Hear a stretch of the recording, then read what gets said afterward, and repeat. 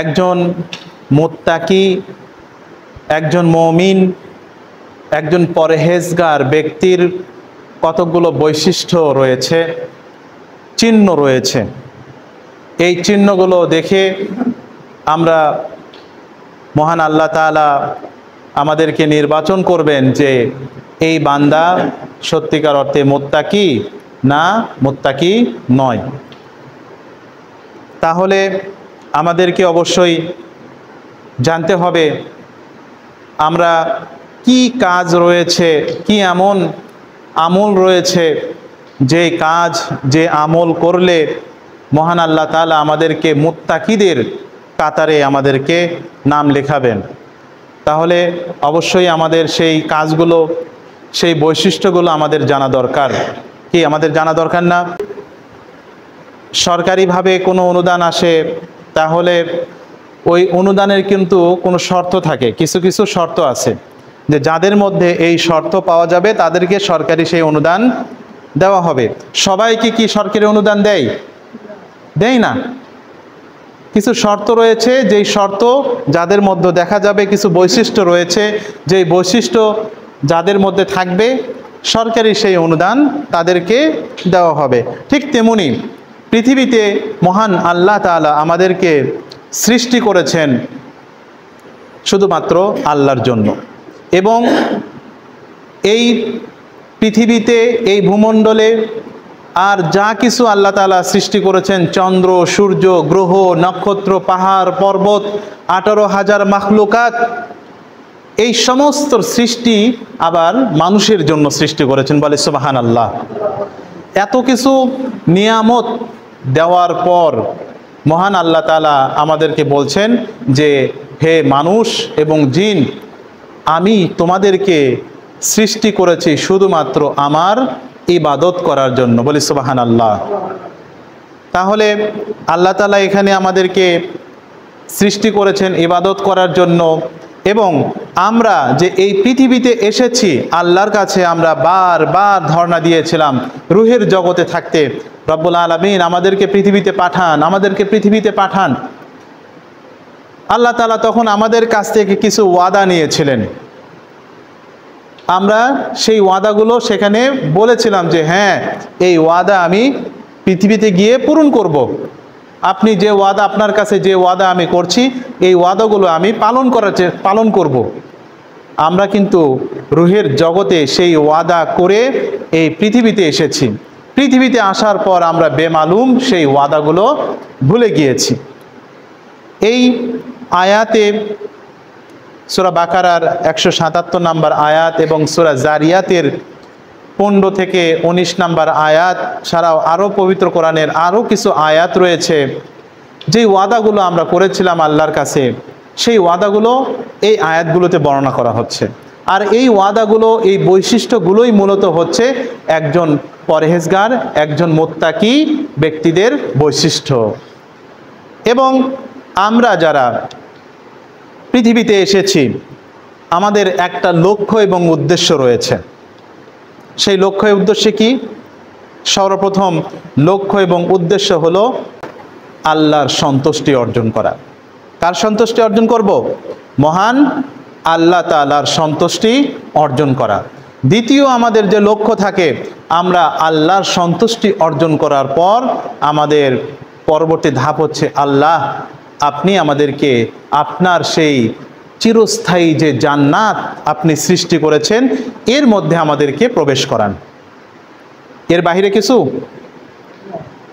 আমরা কি, আল্লাহর আরও সৃষ্টি রয়েছে, জাহান্নামও আল্লাহ সৃষ্টি করেছেন। পৃথিবীর যারা ঈশ্বরকে বিশ্বাস করে, আল্লাহকে বিশ্বাস করে, সেটা বিভিন্ন ধর্মেরই হোক না কেন, যেই ধর্মেরই হোক না কেন, আপনি যাকেই জিজ্ঞেস করবেন তুমি কি জান্নাতে যেতে চাও মৃত্যুর পরে, না জাহান্নামে যেতে চাও? কেউ কি বলবে আমি জাহান্নামে যেতে চাই? একজন, আপনি যদি চোরকে জিজ্ঞেস করেন যে চুরি করে, সে জানে চুরি করা খারাপ, অপরাধ, এর জন্য আমাকে শাস্তি পেতে হবে, জাহান্নামে যেতে হবে। তারপরে তাকেও যদি আপনি জিজ্ঞেস করেন তুমি জান্নাতে যেতে চাও না জাহান্নামে যেতে চাও, ওই এক বাক্যে কোনো ধরনের চিন্তা ভাবনা ছাড়াই বলবে আমি জান্নাতে যেতে চাই। যে কোনো অপরাধীকে যদি আমরা জিজ্ঞেস করি যে তুমি কোথায় যেতে চাও মৃত্যুর পরে?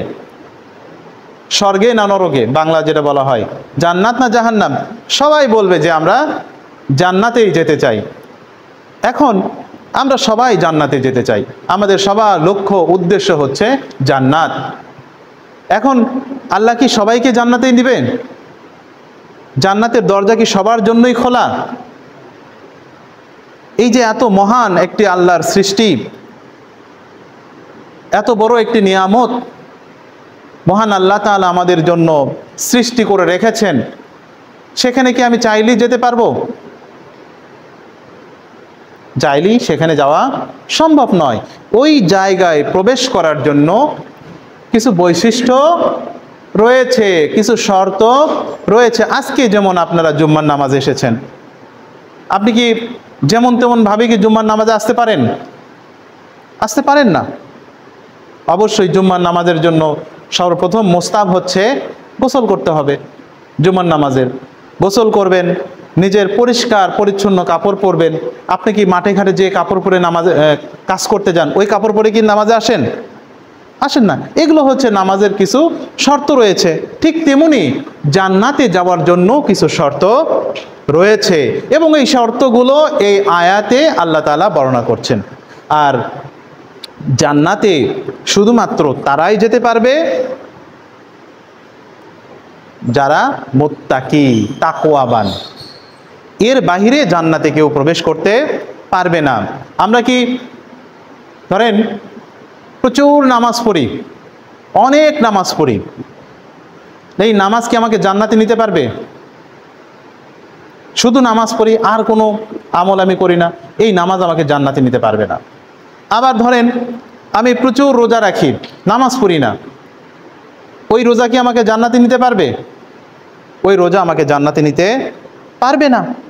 তাহলে অবশ্যই জান্নাতে, অর্থাৎ জান্নাতি ব্যক্তিদের জন্য কিছু বৈশিষ্ট্য এবং কিছু শর্ত রয়েছে, যেই শর্তগুলো আল্লাহ তাআলা আমাদের জন্য খুবই সুস্পষ্টভাবে এই পবিত্র কোরআনের এই আয়াতে আল্লাহ তাআলা বর্ণনা করছেন।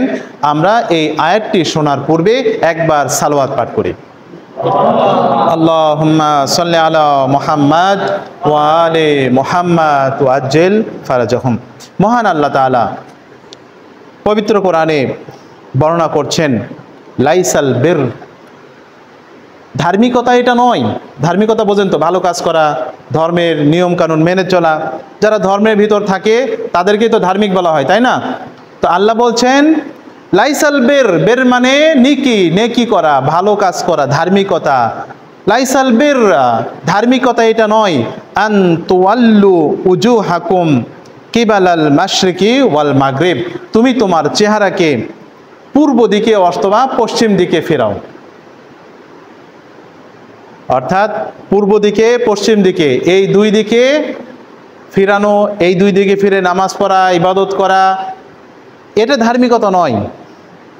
তাহলে ধার্মিকতা কি? আল্লাহ নিজেই বলছেন এগুলো ধার্মিকতা নয়। এখন ধার্মিকতা কি? আল্লাহ বলছেন ওয়ালাকিন্নাল বির, ধার্মিকতা হচ্ছে, নেকির কাজ হচ্ছে, মান আমানা বিল্লাহ, মহান আল্লাহর প্রতি ঈমান আনা। বলি সুবহানাল্লাহ। মান আমানা বিল্লাহি ওয়াল ইয়াউমিল আখিরি, আল্লাহর প্রতি ঈমান আনার পরে কিয়ামত দিবসের প্রতি, শেষ বিচারের দিবসের প্রতি ঈমান আনা। ওয়াল মালাইকাতিহি, এবং ফেরেশতা মণ্ডলীর প্রতি ঈমান আনা। ওয়াল কিতাবি, এবং আল্লাহর পাঠানো যে আসমানি গ্রন্থসমূহ রয়েছে, এই আসমানি গ্রন্থসমূহের প্রতি ঈমান আনা। শুধুমাত্র পবিত্র কোরআনই আল্লাহর আসমানি কিতাব নয়, 104খানা ছিল আসমানি কিতাব, তার মধ্যে সর্বশ্রেষ্ঠ হচ্ছে 4টি, এবং এই 4টির মধ্যে সর্বশ্রেষ্ঠ হচ্ছে পবিত্র আল কোরআন। এই আসমানি সমস্ত কিতাবের প্রতি আমাদের ঈমান থাকতে হবে। আমিরুল মুমিনিন আলী ইবনে আবি তালিব আলাইহিস সালাম, তিনি তার একটি হাদিসে বলেছিলেন যে আসমানি সমস্ত গ্রন্থ সব কিছুর গুণ এবং বৈশিষ্ট্য যা আল্লাহ তাআলা নাজিল করেছিলেন সব কিছু রয়েছে এই পবিত্র কোরআনের মধ্যে। হাদিসটা আপনাদেরকে শুনিয়েছিলাম। এবং এই পবিত্র কোরআনের সমস্ত জ্ঞান আবার রয়েছে সূরা ইয়াসিনের মধ্যে, কালবুল কোরআন যেটাকে বলা হয়, কোরআনের হৃদয়। আবার ইয়াসিনের মধ্যে যা কিছু রয়েছে তা রয়েছে সূরা ফাতিহার মধ্যে। ফাতিহার মধ্যে যা কিছু রয়েছে তা রয়েছে সূরা এই ফাতিহার প্রথম আয়াত বিসমিল্লাহির রহমানির রহিম এর মধ্যে। আবার বিসমিল্লাহির রহমানির রহিমের মধ্যে যা রয়েছে তা এই বার মধ্যে রয়েছে। আলী আলাইহিস সালাম বলছেন, আমি হচ্ছি এই বার নিচের নোক্তা। বলি সুবহানাল্লাহ। তাহলে আল্লাহ তাআলা আমাদেরকে এখানে যে নেকির কাজ, ধার্মিকতার কাজ যেগুলো আমাদেরকে আল্লাহ নিজেই বলছেন, আল্লাহর প্রতি ঈমান আনা। 1 নাম্বার আল্লাহর প্রতি ঈমান আনা, 2 নাম্বার কিয়ামত দিবসের প্রতি ঈমান আনা, 3 নাম্বার আল্লাহর যে ফেরেশতা মণ্ডলী রয়েছেন এই ফেরেশতা মণ্ডলীর প্রতি ঈমান থাকা, এবং ওয়া কিতাবি আল্লাহর আসমানি গ্রন্থসমূহের প্রতি ঈমান থাকা। এরপর আল্লাহ তাআলা বলছেন ওয়ান নাবিয়িনা, এবং নবীর প্রতি, আল্লাহর যে প্রেরিত দূত যাদের মাধ্যমে আল্লাহ তাআলা আমাদেরকে হেদায়েত করে থাকেন, যাদের মাধ্যমে মহান আল্লাহ তাআলা আমাদেরকে পথ প্রদর্শন করে থাকেন, যাদের মাধ্যমে মহান আল্লাহ তাআলা আমাদেরকে জান্নাতের দিকে ধাবিত করেন, যেই নবীদের মাধ্যমে মহান আল্লাহ তাআলা আমাদেরকে ঠিক জাহান্নামের কিনারায় আমরা এই দুনিয়াতে দাঁড়িয়ে রয়েছি, এক পা সামনে এগুলোই আমরা জাহান্নামের মধ্যে পড়ে যাব, এমন জায়গা থেকে এই নবী আল্লাহর প্রেরিত দূতগণ আমাদেরকে রক্ষা করে থাকেন। এই নবীদের প্রতি আমাদের ঈমান থাকতে হবে। এখানে একটা কথা, আমরা কেমন ঈমান থাকতে হবে নবীদের প্রতি? এমন ঈমান আমাদের থাকতে হবে যে এই নবী এবং রাসূলগণকে আল্লাহ পাঠিয়েছেন, তারা হচ্ছেন পুত ও পবিত্র, তারা সমস্ত ভুল ত্রুটির ঊর্ধ্বে। শুধুমাত্র কি আমার নবীর ক্ষেত্রে, মুহাম্মদুর রাসূলুল্লাহ সাল্লাল্লাহু আলাইহি সাল্লামের ক্ষেত্রে ঈমান এমন থাকলে হবে না। আল্লাহ বলছেন নাবিয়িনা, সমস্ত নবীদের ওপরে। যদি 1,24,000 পয়গম্বর যদি থাকেন, নবী যদি থাকেন, তাহলে 1,24,000 নবীদের উপরই আমাদের এমন ঈমান থাকতে হবে। যদি আমাদের কোনো নবীর প্রতি ঈমান যদি একটু কম বেশি থাকে, তাহলে আমাদের ঈমানের সমস্যা রয়েছে। উদাহরণ হিসাবে আমি বলতে পারি, তাওরাতে যদি আপনি লক্ষ্য করেন, সেখানে দেখতে পাবেন যে হযরত দাউদ আলাইহিস সালামকে এমনভাবে সেখানে পরিচয় করানো হয়েছে যে হযরত দাউদ আলাইহিস সালাম তিনি নিজের স্ত্রী বাদেও তার একজন সেনাবাহিনীর প্রধান ছিল, তার স্ত্রীকে দেখে তার মনে লেগে যায়, এবং ওই স্ত্রীকে সে, ওই সেনাবাহিনী প্রধানের স্ত্রীকে পাওয়ার জন্য সে কৌশলে ওই সেনাপ্রধানকে যুদ্ধে পাঠায় এবং যুদ্ধের সামনের অংশে রাখে, যাতে সে তাড়াতাড়ি মারা যেতে পারে এবং তার স্ত্রীকে বিবাহ করতে পারে। চিন্তা করেন, একজন নবীর সম্পর্কে ইহুদি এবং নাসারা ইসরায়েলি যে রিওয়ায়াতগুলো রয়েছে, জাল যে হাদিসগুলো রয়েছে, এগুলোর মাধ্যমে আল্লাহর শ্রেষ্ঠ পাইগাম্বারগণের নামে কেমনভাবে প্রচলন করানো হয়েছে। এই রেওয়ায়াতগুলো বলা হয় ইসরায়েলি রেওয়ায়াত, অর্থাৎ ইহুদিদের পক্ষ থেকে বানানো রেওয়ায়াত। এখন এই রেওয়ায়াতগুলো আমাদের মুসলমানদের মধ্যে খুবই সূক্ষ্মভাবে মুসলমানদের মধ্যে ঢুকে দেওয়া হয়েছে, এবং আমাদের বিজ্ঞ আলেম ওলামাগণ এগুলোই বর্ণনা করেন। এখন আল্লাহর নবীদের প্রতি যদি আমার ঈমান যদি থাকতে হয়, তাহলে আমি দাউদ আলাইহিস সালামকে একজন নারীবাদী হিসেবে যদি আমার ঈমান থাকে, তাহলে এটা আবার কেমন ঈমান হলো আমার? তাহলে কি ঈমানের পূর্ণতা এখানে থাকলো না? এখানে ঈমানের পূর্ণতা আমার থাকলো না। অর্থাৎ আল্লাহর সমস্ত পয়গম্বরদের প্রতি আমার ঈমান থাকতে হবে, তারা সমস্ত পয়গম্বরগণ আল্লাহর পক্ষ থেকে প্রেরিত, তারা পুত ও পবিত্র, তারা মাসুম। বলি সুবহানাল্লাহ। এমনভাবে সমস্ত নবীদের প্রতি আমাদের ঈমান থাকতে হবে। তারপর এখানে আল্লাহ তাআলা আমাদেরকে এই কয়েকটা বিষয়ে ঈমান আনার পর এবার আমাদেরকে কিছু কাজের কথা বলছেন। দেখেন কি কাজ সেগুলো। ওয়া আতাল মালু আলা হুব্বিহি, তারা নিজেদের সম্পদকে ব্যয় করবে ভালোবাসায় সেই নবী রাসূলগণের। অর্থাৎ আমরা যদি কোনো সম্পদ ব্যয় করি, সে ব্যয় হতে পারে আমার নিজের সন্তানের জন্য, সে ব্যয় হতে পারে আমার নিজের পিতামাতার জন্য, সে ব্যয় হতে পারে আমার নিকট আত্মীয় স্বজনদের জন্য, সে ব্যয় হতে পারে ইয়াতিম মিসকিন অভাবী অসহায় দরিদ্রদের জন্য। তাহলে কার জন্য, কিসের জন্য এই ব্যয়টা করতে হবে? নবী রাসূলগণের ভালোবাসায় এই ব্যয়টা করতে হবে। আমরা মনে করি দান সাদগা করা শুধুমাত্র ইয়েতিম মিসকিন অভাবী ব্যক্তিদেরকে 2-1 টাকা দান করাই মনে হয় দান, তাই না? আমরা কি এটা মনে করি না? দান বলতে আমরা কি বুঝি? এই ফকির মিসকিন বাসায় আসে, সপ্তাহে একদিন বাসায়, তাদেরকে 1 মুঠ চাল দিলাম বা 5 টাকা দিলাম, এটাই দান, তাই না? এর বাইরে চিন্তা করি না, এটা নয়। এই দানটা হচ্ছে দানের সর্বনিম্ন স্তর। মহান ইমাম, আমাদের ষষ্ঠ ইমাম, ইমাম জাফর সাদিক আলাইহিস সালাম, এখানে যে কথাটা বলা হচ্ছে ওয়া আতাল মাল আলা হুব্বিহি, তারা নবী রাসূলগণের ভালোবাসায় তাদের সম্পদ, মাল মানে কি? সম্পদ ব্যয় করবে। এই ব্যয়টা কি শুধুমাত্র ওই ইয়েতিম অভাবী দুস্থ অসহায় মানুষদের জন্য ব্যয় করাই কি ব্যয়? এটাই কি দান? ইমাম জাফর সাদিক আলাইহিস সালাম বলছেন না, এটা দানের সর্বনিম্ন স্তর। তাহলে সর্বোচ্চ স্তর কোনটা? আমরা যে দান করি, এই দানের তাহলে সর্বোচ্চ স্তর আছে, সর্বনিম্ন স্তরও রয়েছে। সর্বোচ্চ স্তর কি? আমরা কি কখনো এটা চিন্তা করেছি? আমরা কিন্তু এই কাজগুলো সব সময় করি। দানের সর্বোচ্চ স্তর হচ্ছে নিজের পিতা মাতার জন্য ব্যয় করা। বলি সুবহানাল্লাহ। কে বলেছেন এটা? ইমাম জাফর সাদিক আলাইহিস সালাম। আমরা যে নিজেদের পিতা মাতার জন্য যে খরচটা করি, এটা হচ্ছে সর্বোচ্চ দান, সর্বোচ্চ মর্যাদা সম্পন্ন দান। আল্লাহ রাসূলের ভালোবাসায় এটা করতে হবে। এটা আপনারা সহজভাবে নেবেন না, হালকাভাবে নেবেন না, খুবই একটু গুরুত্ব সহকারে বিষয়টা আমাদের চিন্তা করতে হবে। আমাদের পিতা মাতার জন্য যদি আমরা কিছু করি, এটা হচ্ছে সর্বোচ্চ দান। তারপরের ধাপ, দ্বিতীয় ধাপটা হচ্ছে নিজের স্ত্রী সন্তানদের জন্য ব্যয় করা। আমরা যে নিজেদের স্ত্রী সন্তান, নিজের অধীনস্থ পরিবার রয়েছে, তাদের জন্য যে ব্যয় করি, এই ব্যয়টা হচ্ছে দ্বিতীয় স্তরের ব্যয়, অর্থাৎ দ্বিতীয় স্তরের দান।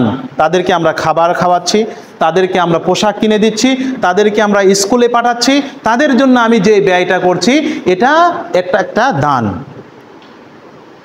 এটাও ব্যয়, এটাও আল্লাহ সন্তুষ্টির জন্য, এটাও মহান আমাদের প্রিয় রাসূল মুহাম্মদুর রাসূলুল্লাহ সাল্লাল্লাহু আলাইহি সাল্লামের সন্তুষ্টির জন্য এই ব্যয়টা হতে হবে। এটাও দান আমাদের জন্য। তারপরে তৃতীয় স্তর, নিকট আত্মীয় স্বজন যারা রয়েছে। ওয়া আতাজিল কুরবা, পবিত্র কোরআনে এই বিষয়টা আসবে, আমি একটু ব্যাখ্যা করে নেই। আমার যারা আত্মীয় স্বজন রয়েছে, আমার ভাই রয়েছে, আমার বোন রয়েছে, আমার ফুপি রয়েছে, আমার খালা রয়েছে, রক্ত সম্পর্ক যারা আত্মীয় রয়েছে, আমার নিজের পরিবার বাদে, তাদের জন্য যে আমরা ব্যয় করি, এটাও দান,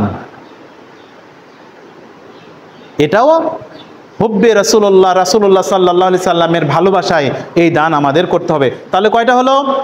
3টা। 1 নাম্বার পিতামাতা। মনে রাখবেন, পিতামাতার জন্য আমরা যা খরচ করি, যাদের আপনাদের পিতামাতা এখনো জীবিত রয়েছে, আল্লাহ আপনাদেরকে এখনো ফুরসাত দিয়েছেন, সুযোগ দিয়েছেন পিতামাতার জন্য খরচ করা। যাদের পিতামাতা বেঁচে নেই, তারা কি করবেন? তাদের রাস্তা রয়েছে, তাদের যারা পৃথিবী থেকে চলে গিয়েছে, সেই পিতামাতার জন্য নামাজ পড়তে হবে, সেই পিতামাতার জন্য পক্ষ থেকে দান করতে হবে, সেই পিতামাতার পক্ষ থেকে মানুষকে খাবার খাওয়াতে হবে। এইগুলো যদি আমরা আদায় করি, তাহলে আমার ওই পিতামাতা, বারজাখী জগতের পিতামাতার জন্য এই দুনিয়া থেকেই আমি তাদের জন্য কাজ করতে পারলাম। বলে সুবহানাল্লাহ। আল্লাহ কতটা সুযোগ দিয়েছেন আমাদেরকে। এগুলোই কিন্তু মুত্তাকিদের বৈশিষ্ট্য। আমি যা বর্ণনা করছি এগুলোই মুত্তাকিদের বৈশিষ্ট্য। 3 নাম্বার তাহলে নিকট আত্মীয় স্বজনদের জন্য। 4 নাম্বার আমার প্রতিবেশী যারা রয়েছে। প্রতিবেশীর সংজ্ঞা কি?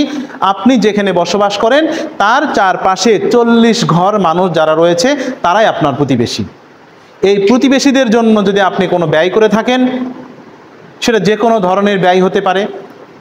এই ব্যয়টাও হচ্ছে আমাদের দানের সাথে, এগুলো দানের 4র্থ কোয়ালিটির দান এটা।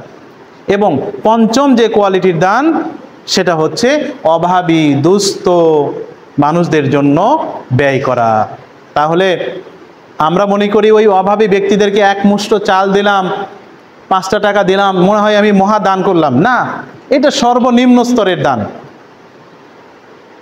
আজকের জুম্মা থেকে আমাদের শিক্ষণীয় বিষয় এটাই যে আমরা দান করব হুব্বে রাসূলুল্লাহ, আল্লাহর ভাষায়। কার ভালোবাসায় দান করতে হবে? রাসূলের ভালোবাসায়। আল্লাহ বলছেন ওয়া আতাল মাল আলা হুব্বিহি, তারা রাসূলের এই নবীদের ভালোবাসায় তারা দান করবে। আমরা এখন থেকে আমাদের নিয়তকে শুধু পরিবর্তন করতে হবে, আর কিছু না। আমরা কিন্তু এগুলো সবাই করছি, যাদের পরিবার রয়েছে, যারাই সমাজে বসবাস করে তারাই কিন্তু এই কাজগুলো আমরা সবাই করছি। নিজের সন্তানের জন্য খরচ করছি না, নিজের পিতামাতার জন্য করছি না, পাড়া প্রতিবেশীর সাহায্য সহযোগিতা আমরা যেভাবে পারি করছি না, করছি, কিন্তু শুধুমাত্র নিয়তের একটু পরিবর্তন করতে হবে। আজকে থেকে আপনারা নিয়ত করে নেন, এখন থেকে, হে রব্বুল আলামিন, এখন থেকে আমি যতদিন বাঁচবো ততদিন পর্যন্ত আমি যা কিছু করব সব কিছু যেন আমার রাসূলের ভালোবাসায় হয়। নিয়ত করে নেন। যে কোনো মুহূর্তে আমাদের মৃত্যু চলে আসতে পারে, তখন এই কাজগুলো আমার এগুলো দান হিসেবে আমল নামায় লেখা হবে এবং পরকালে এগুলোই আমার সবচেয়ে বেশি কাজে লাগবে। এরপর মহান আল্লাহ তাআলা এই যে আমি এতক্ষণ যে দানের যে বৈশিষ্ট্যগুলোর কথা বললাম, ওয়া আতাল মাল আলা হুব্বিহি, তারা দান করবে রাসূলের ভালোবাসায়। কাদেরকে? আল্লাহ এবার নিজেই সেই নামগুলো বলছেন। যুবিল কুরবা, নিকট আত্মীয় স্বজনদের জন্য। যুবিল কুরবা, কুরবা মানে রক্তজ বংশধর। এখানে ইমাম জাফর সাদিক আলাইহিস সালাম পিতা মাতা সন্তান 2টা ভাগ করেছেন। আল্লাহ এখানে একবারই সবগুলো বলেছেন।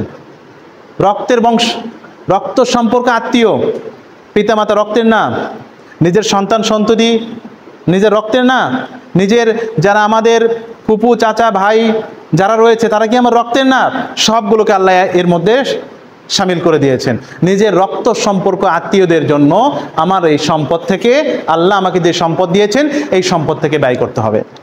এরপরে আল্লাহ তাআলা বলছেন, তার দ্বিতীয় ধাপে বলছেন ওয়াল ইয়াতামা, ইয়াতিমদের জন্য, ইয়াতিমদের জন্য খরচ করতে হবে। ওয়াল মাসাকিনা, মিসকিনদের জন্য, অসহায় দুস্থ মানুষদের জন্য। ওয়া আবনা সাবিলা, এবং যারা ভ্রমণ, ওয়াবনা, আবনা মানে সন্তান, সাবিল মানে যারা ভ্রমণে বের হয়, অনেক সময় এক জায়গা থেকে আরেক জায়গায় চলে গিয়েছে, ভ্রমণে বের হয়েছে, কিন্তু তার রসদপত্র সব শেষ, এখন কিভাবে সে নিজের এলাকায় ফিরে আসবে? ওই রকম ব্যক্তিদেরকেও সাহায্য করাও এটাই আল্লাহর নির্দেশে। ওয়াল সাইলিন, তোমাদের কাছে যারা হাত পাতে। সাইল মানে আমরা বলি না সাওয়ালি আসছে, বাংলা শব্দ বলে সাওয়ালি আসছে, কিছু দিয়ে আসো, এটা আরবি শব্দ। তোমাদের কাছে যারা সাহায্যের জন্য হাত পাতে তাদের জন্য খরচ করতে হবে। ফিল রিকাব, এবং তারপরে দান করতে হবে দাস মুক্তির জন্য। যদিও এই প্রথা, দাস মুক্তির প্রথা এখন ওটা উঠে গেছে, এটা আমাদের জন্য আর প্রযোজ্য নয়। এরপরে আল্লাহ তাআলা এতগুলো বৈশিষ্ট্য বর্ণনা করার পর এরপরে আল্লাহ বলছেন ওয়াকামাস সালাত, এরপরে তোমরা নামাজ আদায় করে। বলে সুবহানাল্লাহ। তাহলে নামাজ কত নম্বরে আসলো? শর্তের ক্ষেত্রে আল্লাহর প্রতি ঈমান, নবীদের প্রতি, ফেরেশতাদের প্রতি, কিতাবের প্রতি, এবং তারপরে দ্বিতীয় ধাপে বলছেন তোমরা রাসূলের ভালোবাসায় দান করো, যেটা বললাম। তারপরে বলছেন, আল্লাহ বলছেন এর পরের কাজটা হচ্ছে আকিমুস সালাহ, তোমরা নামাজ বজায় রাখো। বলেন সুবহানাল্লাহ। আমরা সমাজের মধ্যে খালি বলি নামাজ পড়ো, নামাজ পড়ো, নামাজ পড়ো। আসলে ওই নামাজ কোনো কাজে আসবে না। নামাজের জন্য নিজেকে প্রস্তুত করতে হবে, আবার নামাজের মাধ্যমেই নিজেকে প্রস্তুত করা যায়। দুইটাই সমান সমান। নামাজের জন্য যেমন নিজেকে প্রস্তুত করতে হবে, আবার নামাজের মাধ্যমেই নিজেকে প্রস্তুত করা যায়। বাবা তুমি যাই করো না তাই করো, একটা সমাজের একটা কথা রয়েছে, তুমি যাই করো তাই করো, নামাজটা ঠিক মতো পড়ো, তাহলে হবে? তুমি ঘুষ খাও, সুদ খাও, অন্যায় করো, অবিচার করো, নামাজটা ঠিক মতো পড়ো না, এটা হলো না। আপনি তাকে সব কিছুর বৈধতাও দিচ্ছেন, অপকর্ম করার বৈধতাও দিচ্ছেন, আবার বলছেন নামাজও পড়ো না। নামাজ তো এটা আমাদের শিক্ষা দেয় না। নামাজ কি বলছে? ইন্না সলাতি তানহা ফাহশাইল মুনকার, নিশ্চয়ই নামাজ মানুষকে অশ্লীল অবৈধ কর্ম থেকে দূরে রাখে। তাহলে আপনি কেন তাকে অন্যায় অপকর্মের দিকেও তাকে উৎসাহ দিচ্ছেন, আবার নামাজের দিকেও উৎসাহ দিচ্ছেন? যে নামাজ আবার বলছে মানুষকে সমস্ত ধরনের অপকর্ম থেকে দূরে রাখে, তাহলে ওই ধরনের নামাজ আমাদের কোনো কাজে আসবে না।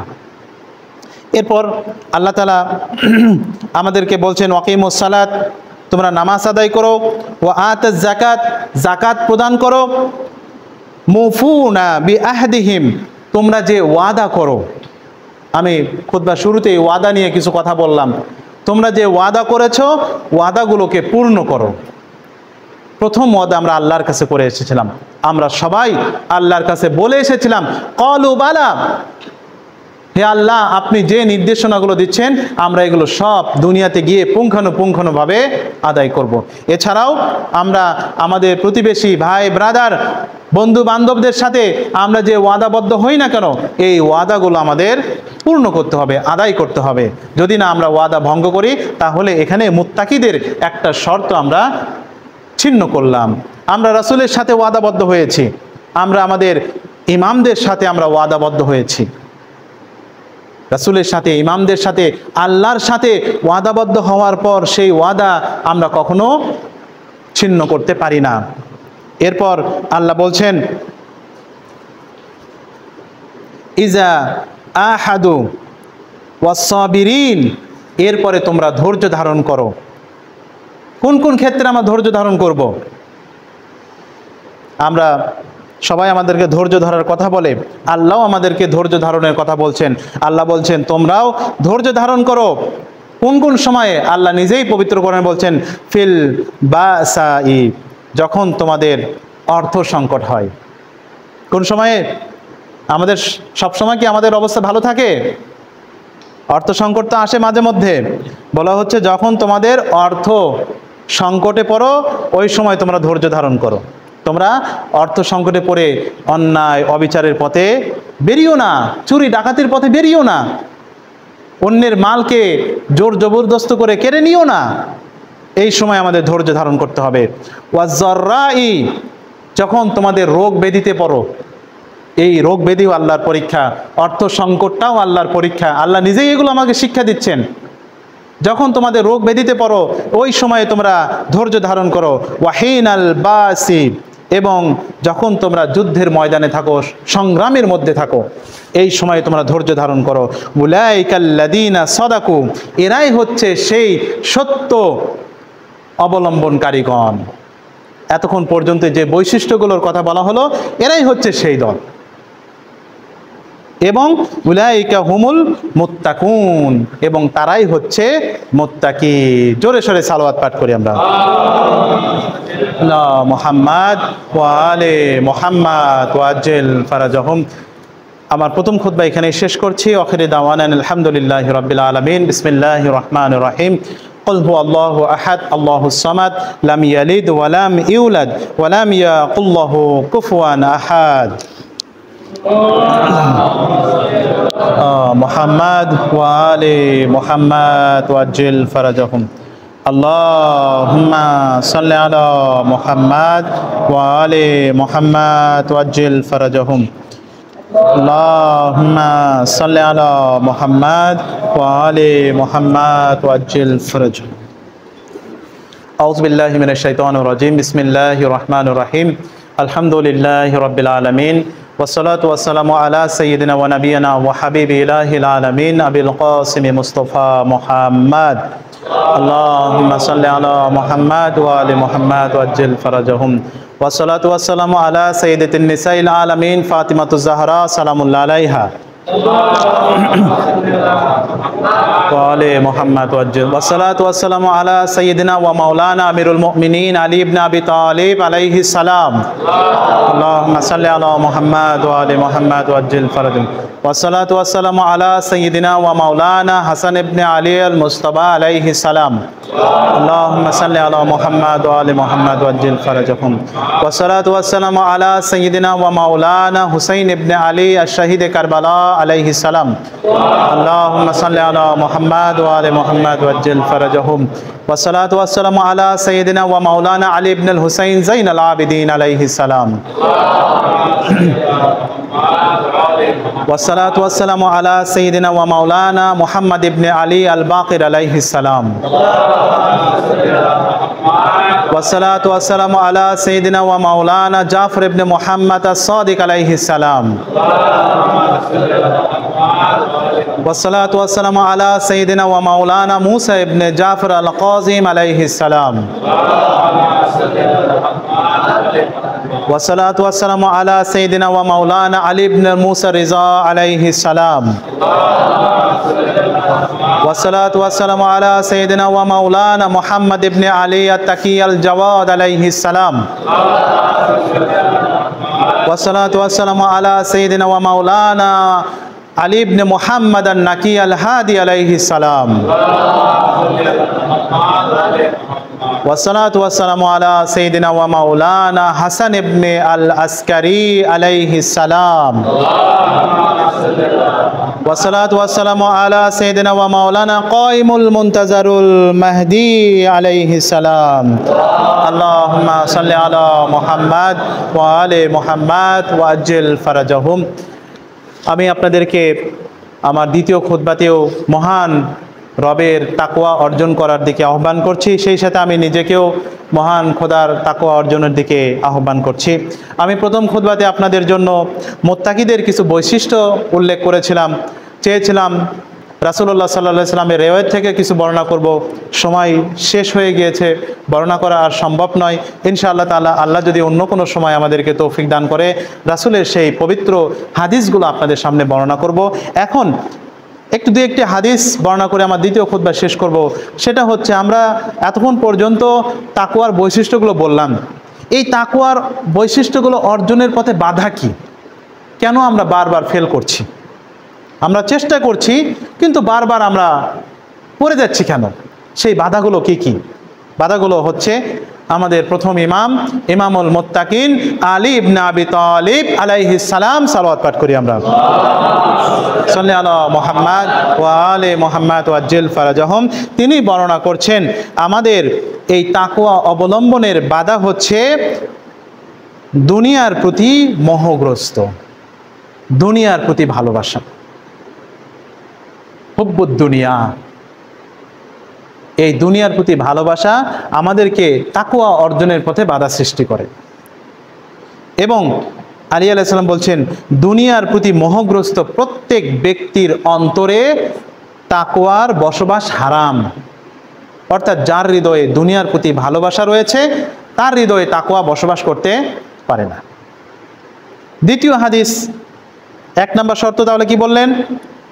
দুনিয়ার প্রতি ভালোবাসা, যেটা শয়তানের থেকে আসে।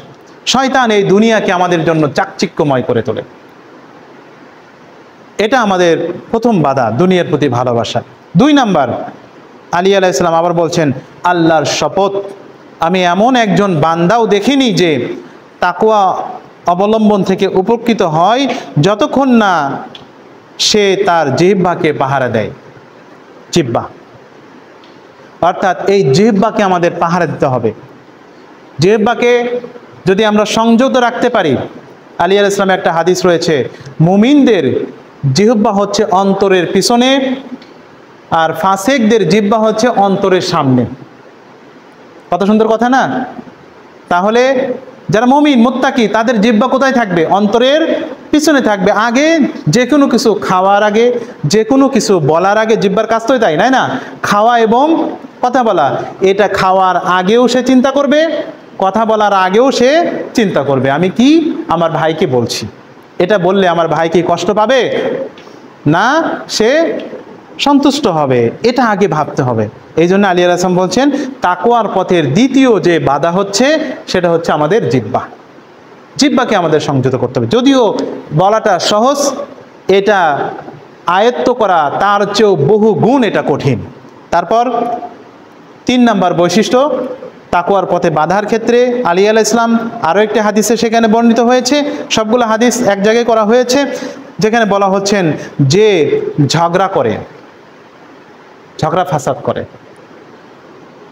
এবং সে আল্লাহকে ভয় করতে সক্ষম নয়, অর্থাৎ আল্লাহকে ভয় করা তাকওয়া অর্জন করতে সে পারে না। ঝগড়াটা ব্যক্তির হৃদয়ে আল্লাহর তাকওয়া থাকতে পারে না। এরপরে সর্বশেষ ইমাম হাসান আসকারি আলাইহিস সালাম তিনি বলছেন যে মানুষের চেহারাকে ভয় পায় না, একজন মানুষকে দেখে যে ভয় পায় না, চেহারাকে দেখে যে ভয় পায় না, সে আল্লাহকে দেখেও ভয় পায় না। তাহলে একজন মুমিন আমার সামনে কেমন? আমার সামনে একজন মুমিন কেমন তাহলে চিন্তা করেন। একজন মুমিনের সাথে এমনভাবে আমার থাকতে হবে, এমনভাবে আমার কথাবার্তা বলতে হবে সেটা যেন আল্লাহর জন্য হয়। যদি আমার সামনে, আমি আমার রবের সামনে কি আমি আমার সব কাজ করতে পারবো, সব কিছু আমার রবকে বলতে পারবো? ঠিক তেমনিভাবে একজন মুমিনের সামনেও আর একজন মুমিন ভাই, দুইজন ভাই তারাও পরস্পরকে ওই একইভাবে নিজেদেরকে ওইভাবে সংযত করবে। আখিরে দাওয়ানা আনিল হামদুলিল্লাহি রাব্বিল আলামিন। মহান আল্লাহ তাআলা আমাকে এবং আপনাদেরকে আমার এই আলোচনা থেকে উপকৃত হওয়া তৌফিক দান করুক। আখিরে দাওয়ানা আলহামদুলিল্লাহি রাব্বিল আলামিন। আসসালামু আলাইকুম ওয়া রাহমাতুল্লাহি ওয়া বারাকাতুহু। বিসমিল্লাহির রহমানির রহিম। ইন্না আ'তাইনাকাল কাউসার ফাসাল্লি লিরাব্বিকা ওয়ানহার ইন্না শানিয়াকা হুয়াল আবতার।